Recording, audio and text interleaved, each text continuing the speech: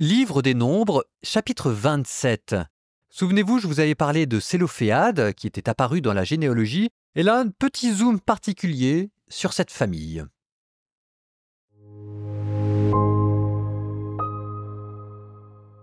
Se présentèrent alors les filles de Sélophéad, fils de Hépher, fils de Galaad, fils de Makir, fils de Manassé. Elles appartenaient à l'un des clans de Manassé, fils de Joseph. Voici le nom des filles de Sélophéad: Mala, Noa, Ogla, Milka et Tirsa. Elles se tinrent devant Moïse, devant les responsables et toute la communauté à l'entrée de la tente de la rencontre. Elles dirent: « Notre père est mort dans le désert. » Il ne faisait pas partie de la communauté de ceux qui se liguèrent contre le Seigneur, la communauté de Corée. Il est mort à cause de sa propre faute, mais il n'avait pas de fils. Pourquoi le nom de notre père devrait-il disparaître du clan parce qu'il n'a pas eu de fils? Donne-nous une propriété parmi les frères de notre père. Moïse présenta leur requête devant le Seigneur, et le Seigneur parla à Moïse. Il dit: « Les filles de Sélophéad ont bien raison. Oui, tu leur donneras en héritage une propriété parmi les frères de leur père. Tu leur transmettras l'héritage de leur père. Et tu parleras aux fils d'Israël. Tu diras: si un homme meurt sans avoir de fils, vous transmettrez son héritage à sa fille. S'il n'a pas de fille, vous donnerez l'héritage à ses frères. S'il n'a pas de frère, vous donnerez l'héritage aux frères de son père. Et si son père n'a pas de frère, vous donnerez l'héritage aux plus proches parents de son clan. Il en prendra possession. C'est, pour les fils d'Israël, une règle de droit comme le Seigneur l'a ordonné à Moïse. Le Seigneur dit à Moïse: « Monte sur la montagne des Abarim que voici. Regarde la terre que j'ai donnée aux fils d'Israël. Tu la regarderas, puis tu seras réuni au tien, toi aussi, comme l'a été Aaron, ton frère. En effet, vous vous êtes rebellés contre ma parole au désert de Sin, quand la communauté m'a cherché querelle, alors que l'eau jaillissante aurait dû manifester à leurs yeux ma sainteté. Cela se passait aux eaux de Mériba de Kadès, les eaux de la querelle de Kadès dans le désert de Sin. » Alors Moïse parla au Seigneur. Il dit: « Que le Seigneur, Dieu des esprits qui anime tout être de chair, établisse à la tête de la communauté un homme qui parte en campagne et revienne à leur tête, qui les fasse sortir et rentrer. Ainsi la communauté du Seigneur ne sera pas comme du petit bétail sans berger. » Le Seigneur dit à Moïse: « Prends Josué, fils de Nun, un homme habité par l'Esprit. Tu poseras la main sur lui, puis tu le placeras devant le prêtre Éléazar et devant toute la communauté, et tu lui donneras tes ordres sous leurs yeux. Tu mettras en lui une part de ton rayonnement, pour que toute la communauté des fils d'Israël l'écoute. Il se tiendra devant le prêtre Éléazar, qui le soumettra devant le Seigneur au jugement des Ourim.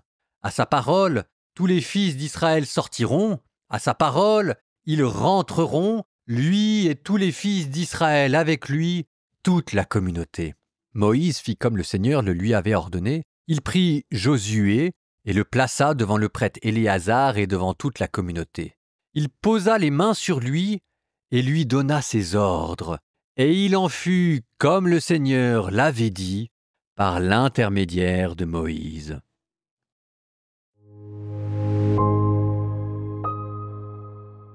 Cette question des filles de Sélophéad que vous venez d'entendre est plus importante qu'il n'y paraît.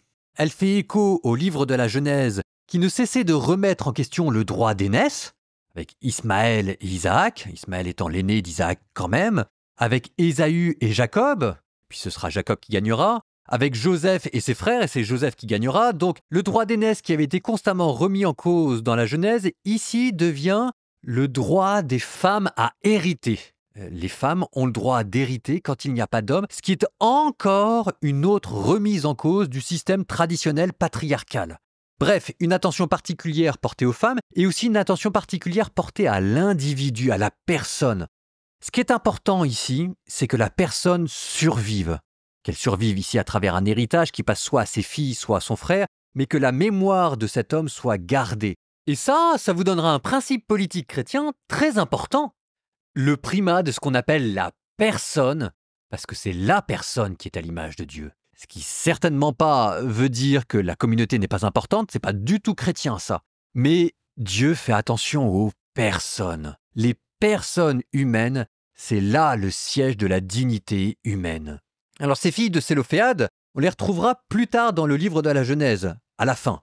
Donc en fait, cette généalogie, si vous voulez, ça vous permet de faire un très beau passage. Ça vous permet de clôturer quelque chose qui avait été commencé à nombre 1, une génération qui devient une autre génération. Hop là, on a fermé quand même 26 chapitres du livre des Nombres.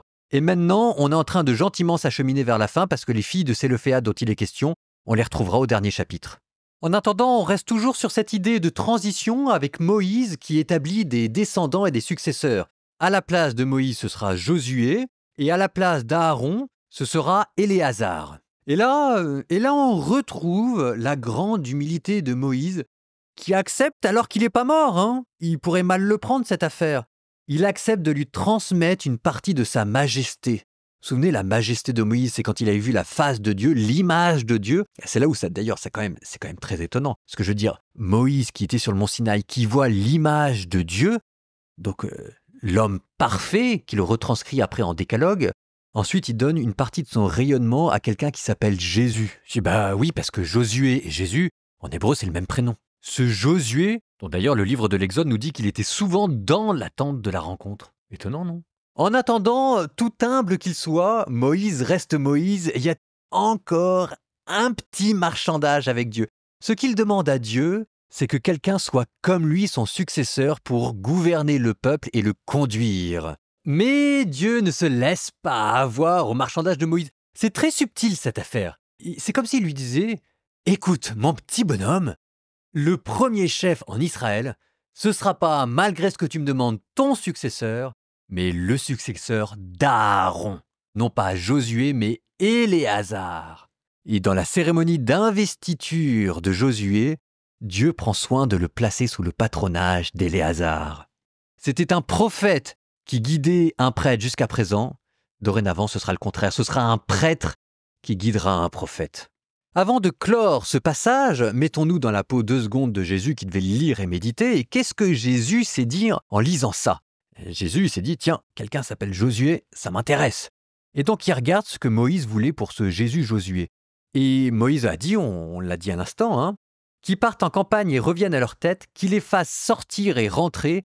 Ainsi toute la communauté du Seigneur ne sera pas comme du petit bétail sans berger. Et Jésus, qui sait lire les Écritures, va comprendre que malgré les apparences et les connotations militaires, en fait, il est bien question de pastoral et d'un véritable berger. Et donc Jésus se présentera non pas comme un chef militaire, mais bien comme un berger qui prend soin du petit bétail et qui les fait rentrer et qui les fait sortir. Et vous trouverez ces mots tels quels dans le discours du bon berger.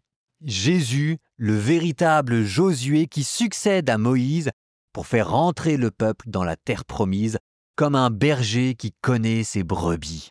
Et qui les fait sortir, sous-entendu qu'il les fait sortir de la synagogue et de le culte pharisien, pour les faire rentrer, sous-entendu, dans le royaume du ciel. Nous terminons par une prière, et écoutez, il a été question d'héritage avec les filles de Sélophaël, et je sais que les héritages c'est une vraie question et qu'il y a beaucoup de drames dans les familles. Donc moi je dis, une petite prière pour ça, ce sera pas mal. Au nom du Père et du Fils et du Saint-Esprit. Amen. Seigneur, tu sais que les questions d'héritage, les questions d'argent, les questions famille sont compliquées. Nous te demandons, Seigneur, d'avoir la même attention pour nos familles que celle que tu as eue pour les familles d'Israël. Et nous te demandons que les questions d'héritage et de changement de génération ne soient pas l'occasion pour nos familles de se désunir, mais de se retrouver auprès de toi. Seigneur, nous te confions nos familles. Vraiment. Et vous, que Dieu vous bénisse, le Père, le Fils et le Saint-Esprit.